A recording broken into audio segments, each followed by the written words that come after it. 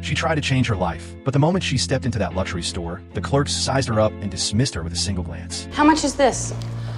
I don't think this would fit you. I didn't ask if it would fit, I asked how much it was. It's very expensive.